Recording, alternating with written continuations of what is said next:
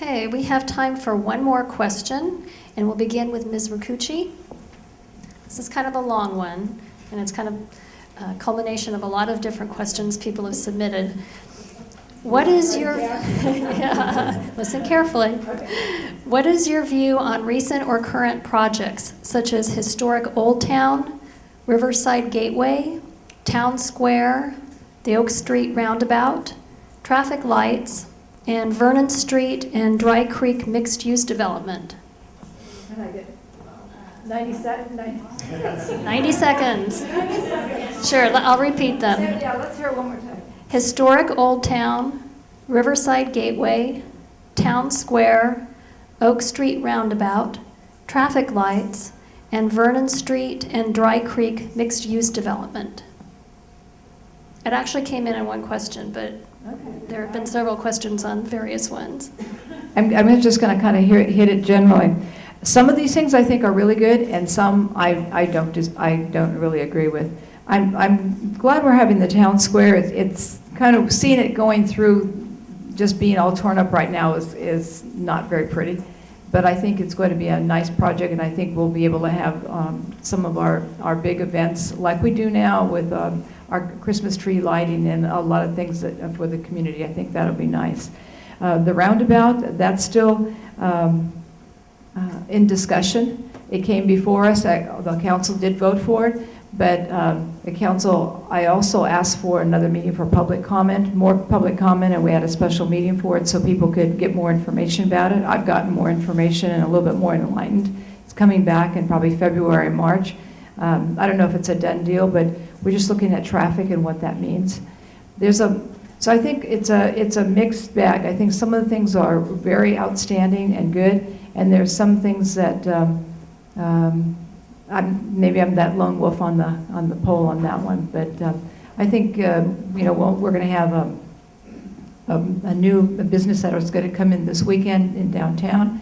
I also mentioned to you about the entertainment ordinance, that we're looking, if we're going to have music and different events and places, that we make sure that it's safe for the community, fun for the community, but safe. If we can't make it safe and fun, then we don't need to have it. So I think we're trying to do it right, and most things I like, some I'm not sure. Mr. Albert?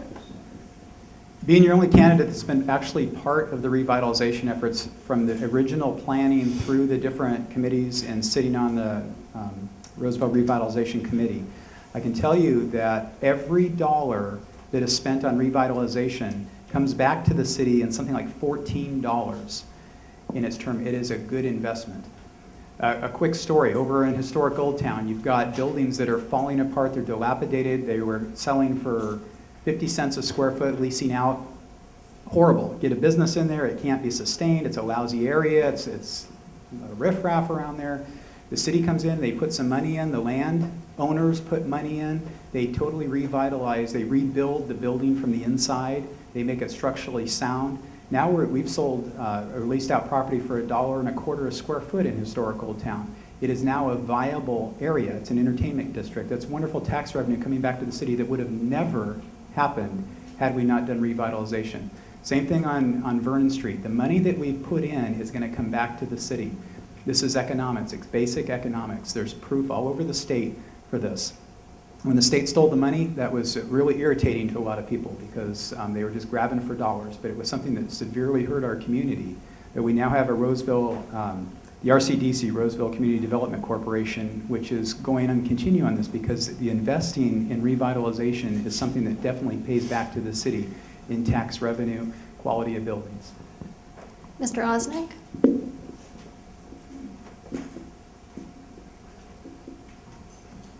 The revitalization of Old Town is a star for Roseville.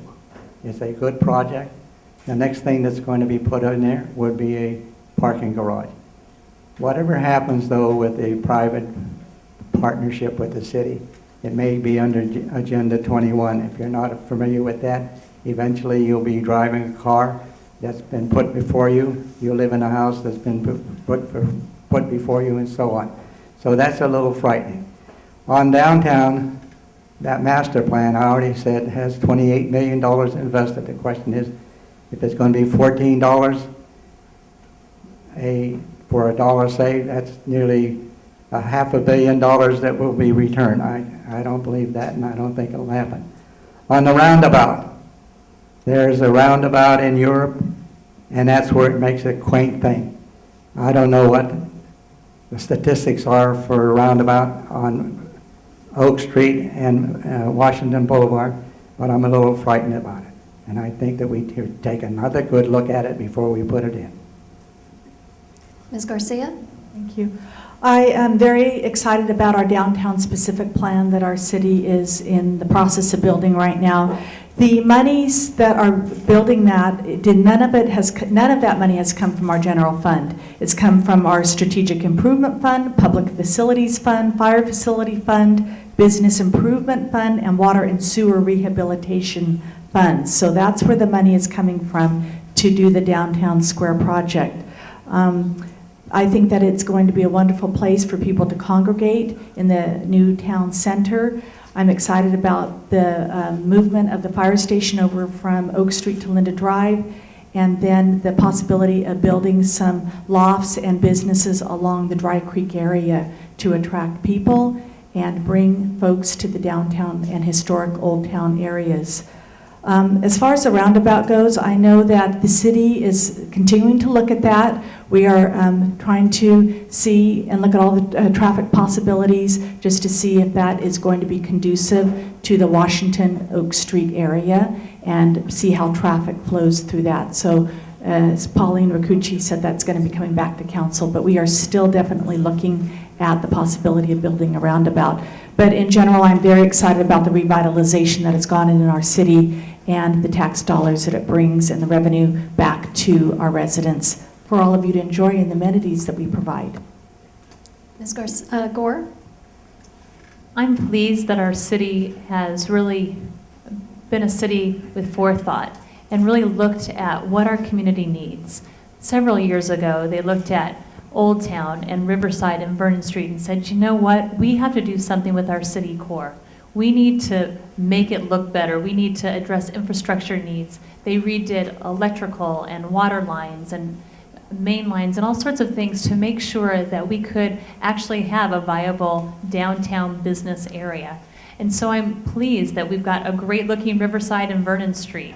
And the reason they did that was because we want to bring economic growth to our community. We've got great economic growth in other areas of town, but in downtown, it's a core area, and so many communities have great downtowns that are livable, that are exciting, that people come to have restaurants. People from outside of our city can come to our community and spend their dollars and leave their tax dollars in our community. That's a win-win.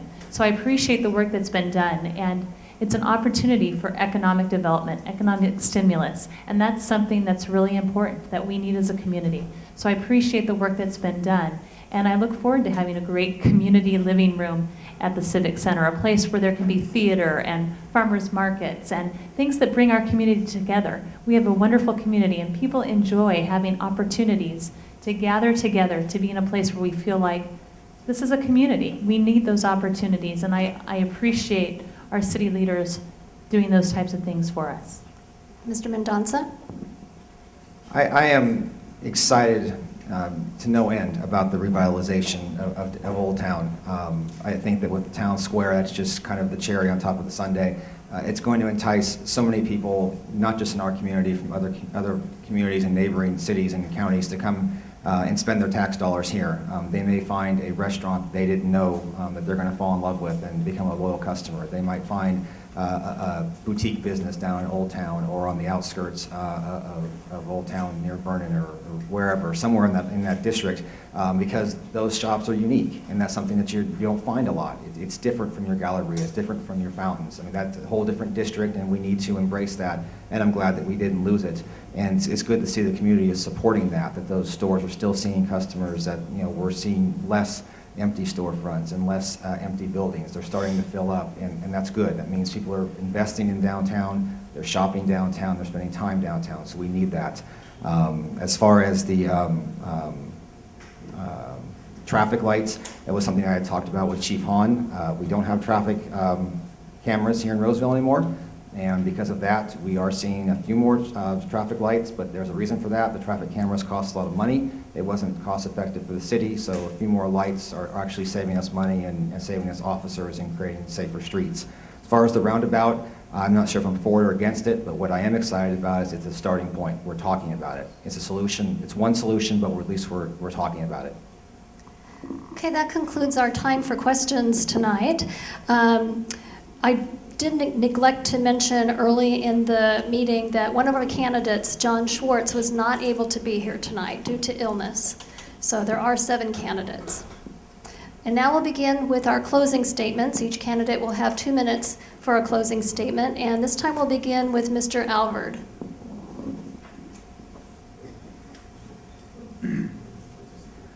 My message has not changed since the day I decided to run for city council.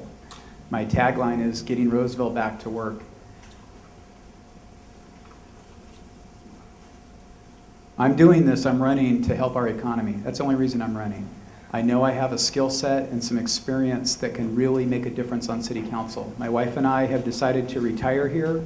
We decided that many years ago, and she's given me permission to spend 4 or 8 years of my life to make a difference in the city I want to retire in.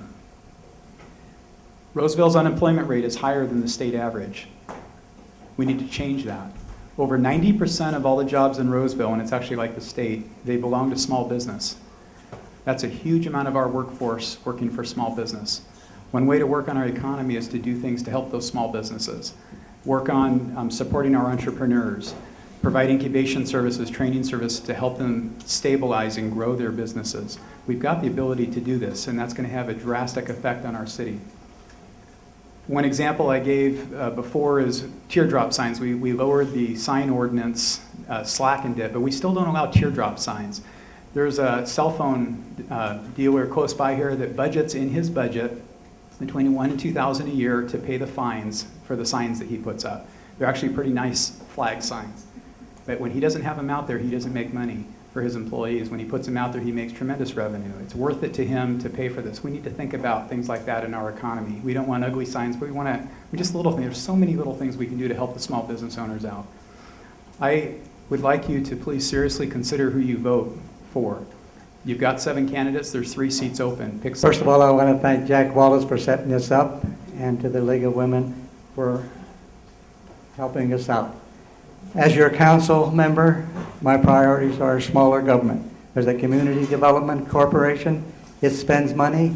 The city gives it money, but the corporation doesn't tell you what they spend it for. I'd like to see a forensic audit to say where the money came from and where the money is going. I'd like to see a balanced budget without any gimmicks.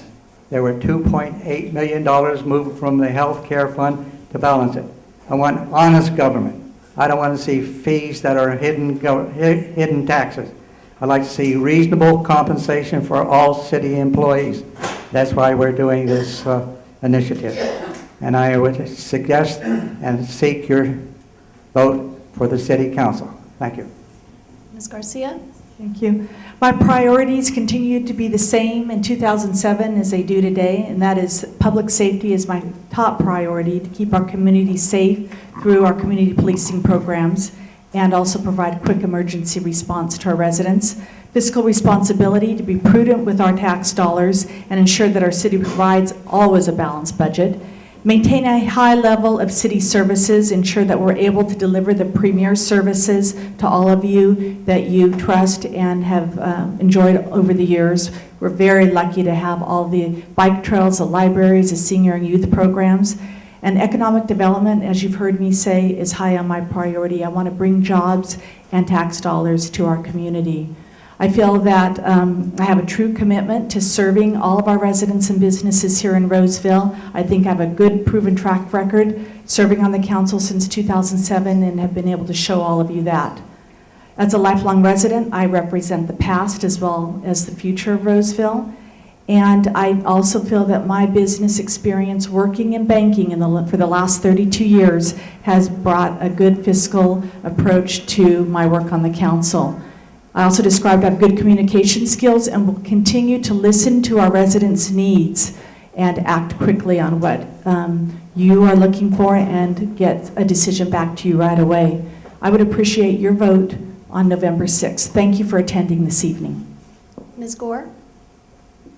You know, we're all motivated to run for Roseville City Council for different reasons, and my top priorities are making sure that we stimulate our local economy, that we assure that we have a fiscally sound and efficient government, and that we provide safe and clean neighborhoods and great parks and amenities. And those are great things, and those are things that I will work towards. But ultimately, at the end of the day, a city council is responsible for making sure that we're fiscally responsible and that we've got a balanced budget. That's most important. And at the end of the day, after everyone is elected and we sit up there on the diocese, it comes down to making sure we balance those campaign promises with making sure we do what's right for the city. And what I can tell you in that light is that there are things that I will not compromise on. I will not compromise on making sure we have safe streets, great public safety. I won't compromise on making sure that we have a balanced budget, that we use our dollars wisely. And I'll make sure that I make land use decisions based on what's fiscally responsible for the city. I'll listen to your concerns, I'll listen to your opinions, and I'll do my best to represent you as a city council member. I certainly would be honored to receive your vote on November 6th, and I would really appreciate your support as I run for Roseville City Council. Thank you. Mr. Mendonça? Yogi Berra once said that if you don't know where you're going, you'll end up somewhere else. And if you vote for the wrong person, if the wrong person is elected in November, this city could end up somewhere else. All of us up here are running for a 4-year term. That's 4 years. And that's a 4-year direction this city will take. So some of us span ahead you don't know where we're going to be in 4 years. Some of us might be different jobs, might be different homes within Roseville. Things change. We're in such a positive position right now in Roseville. We can't afford to take a step back. We have to continue to move forward. Our downtown is coming together. We have different projects coming together. This is not the time for us to have a wait-and-see attitude. We have to continue to move forward. And I know that I am that kind of a candidate. I can be that change. I can be that responsible voter. I can be that person that you can come to. I require very little sleep. I have twin daughters, so feel free to call me if at 3 in the morning you have this epiphany, like, oh my goodness, I would like to have an answer to that. I'll probably answer the phone. I don't sleep very much, and if I don't, I'll get back to you, but at a normal hour, I won't wake you up. I believe that I have a very good sense of right and wrong. I'm a very ethical person. I'm not going to waste your time or your money. I'm not going to take your trust lightly either. If you trust me with your vote on November 6th, I promise to work my hardest and do my best over the next 4 years on my honor as an Eagle Scout to do what I can to help you and to be honest and be forthright with your vote. So I hope that I can count on you on the 6th. I hope that you will take the time to learn more about me tonight. And if we don't get a chance to talk, I have a website. I'm on Facebook. I'm not hard to find. I would encourage you to seek me out. I would love to talk to you more at some point, be it over coffee or over the phone or even the internet. I want you to know who I am. I'm very transparent. I'm not going to hide the ball on you. But I want you to know that I'm in this for the long haul and I'm in it for all the right reasons. It's not for the pay. It's not for the title. It's in it to serve all of us as a city and as a community. Thank you. Ms. Rakucci? Yeah, I'm running for the city council because I think it's very important that we don't forget what a city is. You know, why are you here? What do you expect from a city council and what do you expect from your city? And if we can't produce those basic core services and be a city, then we shouldn't be. And I really believe that having the police and the fire and making it your insurance policy and making sure that your community is safe. I love Kaiser Permanente when they say, do it to thrive. And that's what I want to do it for Roseville. And I think that's the core interest that I have. We want to give you the atmosphere of where you can have a good residence, a real good business with what we do best as a city. Make sure that we give you the best services possible at a cost-effective cost. And as I said, police and fire, we have water and electric. Most people don't ever even have that. They don't have the park system that we have here. But it wasn't just a nice thought. It was from our forefathers, other council members that have done this, current council members, but we have to make sure that we're making decisions wisely. I also agree with what's been said here about vacant buildings, and we're working real hard with deferrals and fast tracking and doing things what we can to make sure that we offer that thriving atmosphere for businesses to come. Because I want businesses to come because it's a good place to be here, not that we're just throwing money out at them for nothing. I want to make sure that we make sense, economic sense when we make decisions. And that's what I'm looking forward to continue doing, because I think we're at a critical juncture. Downtown Roseville for me is not just the historic district.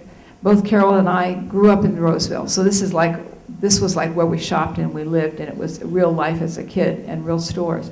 And I want it to be that way, but I want to make sure that what we do to make the cost for it is economically viable. Thank you. That concludes our forum this evening. On behalf of the League of Women...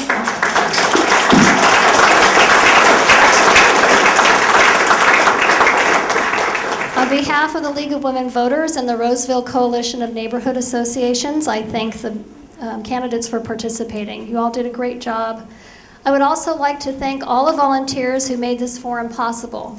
This forum has been designed to impart information to you, the voter, in accordance with our belief that a democratic government depends upon the informed and active participation of its citizens. We hope that the insights you've gained from tonight's forum will help you in making your decision on November 6th. Make sure to vote and help make our democracy work. Before you leave, please help yourself to some more refreshments in the back. And as you leave, there are materials on tables outside from the candidates. Feel free to pick some up. I think some of the candidates will be able to stay after the session to answer any questions that we didn't get to in this forum. And we have President Candace Massey from the League of Women Voters of Placer County here, who will help anyone registered to vote who hasn't so far, or answer any questions you have about the election, and sign you up to join the League of Women Voters if you're interested. Thank you very much for your participation tonight.